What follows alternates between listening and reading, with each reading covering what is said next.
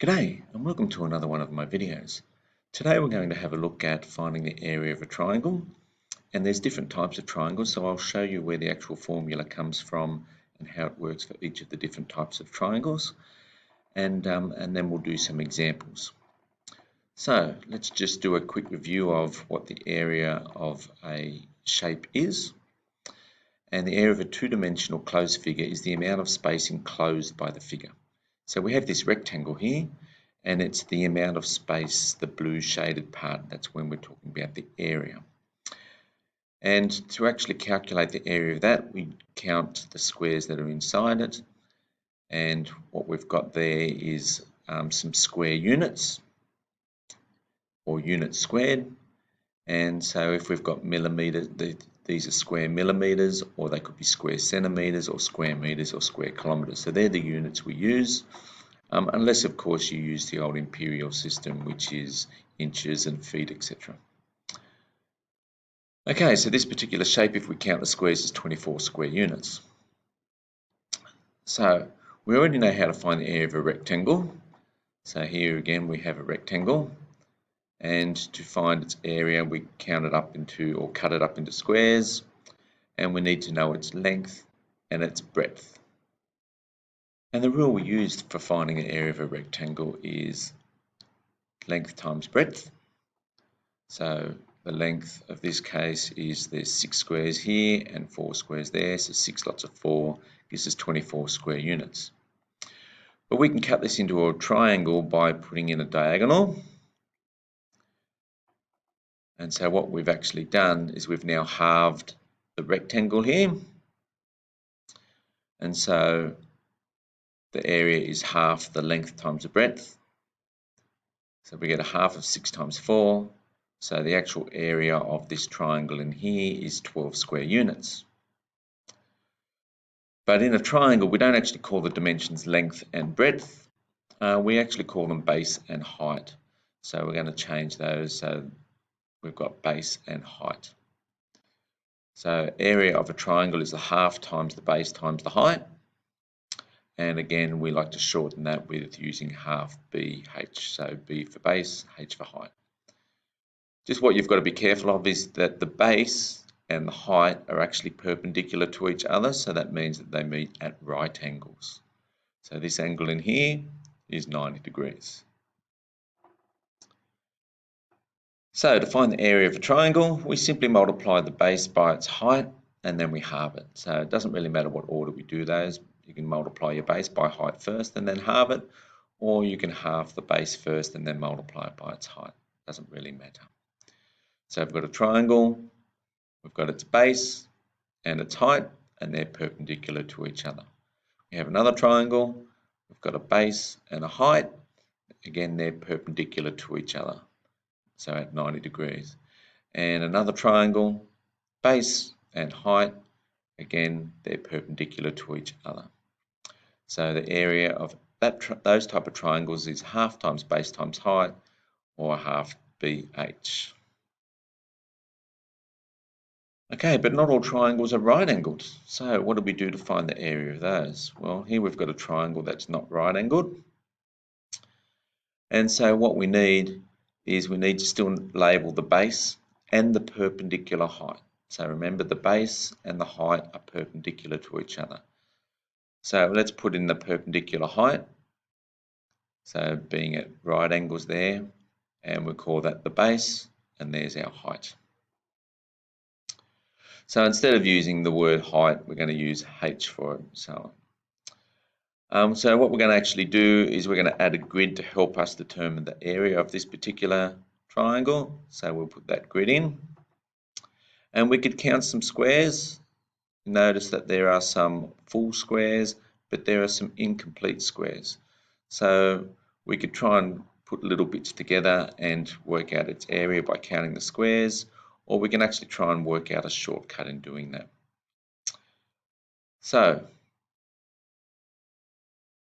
remember, the area of a rectangle is its length times its breadth. So we've got 8 by 4, which is 32 square units.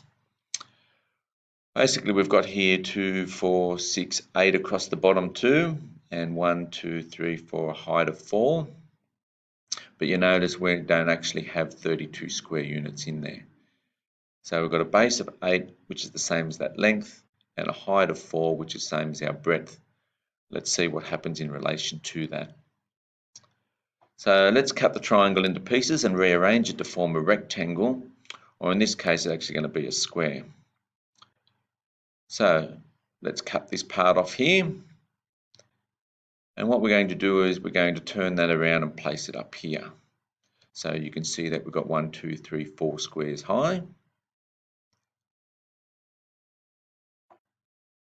And then we're going to cut this part over here, and we're going to do the same thing. We're going to turn it around and place it up here, so that you can see that we have a square that's 4 squares across and 4 squares up. And so the area of the square, we can treat it like a rectangle, is length times breadth.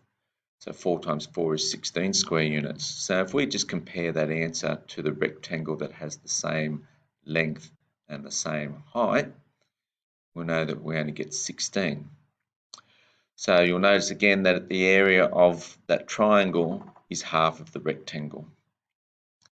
So what we have again is, for these type of triangles, we have a base and a perpendicular height, and another triangle here, a base and a perpendicular height, and so the area is still half times the base times the height, or a half BH. So we found that in the previous type of triangles where the base and the height were perpendicular to each other and parts of the sides, and here we have a perpendicular height as well that's not actually one of the sides, but we end up having the same rule. So there are some other types of triangles that you'll come across where the actual height is outside the triangle, and let's see what happens in these situations. So there we have a triangle, and what we're going to do is label its base. So there's its base, but if we try and measure its height, so there's its height, we actually have it outside the triangle here. So we'll extend the base along and we'll put in its perpendicular height, and we'll label that. So what we're going to do is we're going to show you quickly how we can make that into a rectangle and work out its particular formula to find its area. So I'll cut this last part off here, make this a right angle triangle, and I'm going to move that part and place it over here. Then what I'm going to do is cut this top part off, and I'm going to move that and place it over here. And what we have now is a rectangle, and its length is still the same as the base of that original triangle, but instead of its height being all the way up, we're actually half that particular height. So a rectangle that has the same base but only half the height. Now remember, the area of a rectangle is length times breadth. Its length is the same as the base, and its breadth was half the height. So we've got basically the same rule, that's just written in a different order. So I'm going to tidy that up and write our algebraic rule. A equals a half BH. So area of the triangle is a half times base times height. So in summary, what we've got is the area of a triangle can be found using this formula, half times base times height, and it doesn't matter whether the base and the height are two sides which are perpendicular, so base and height, or whether we have a height within the particular triangle, so base and height, or whether we have our height outside the triangle. So we've got our base and height there. Okay, so what we're going to do is have a look at some examples. So 3 quick examples. So we've got 3 triangles. We've got 8 kilometers and 2 kilometers. Now you see that is its perpendicular height. We've got 12 millimeters and 5 millimeters. That's its perpendicular height. And we've got 7 meters along here to there. Doesn't matter about this part out here. It's the 7 meters along there, and its height is 3 meters. So we've got its base and its perpendicular height. So let's go through and find the area. So again, let's write the rule. Area of a triangle is half times base times height. Let's substitute in what we know. So the area is half times 8 kilometers multiplied by 2 kilometres. So we get 8 times 2 is 16, and a half of 16 gives us 8. Or we could have multiplied in a different way. A half of 8 is 4, and 4 twos give us that 8. So there's different ways that we can multiply that, so it doesn't matter what order we do that in. So 8 square kilometres is the area of that triangle.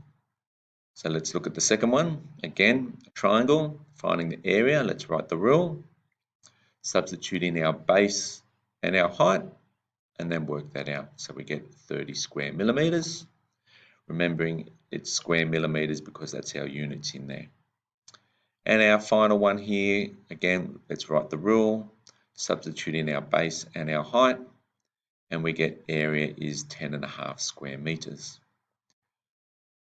We just have to be careful sometimes because we may be given more information or sides than we need, so just make sure you are using the base and the perpendicular height.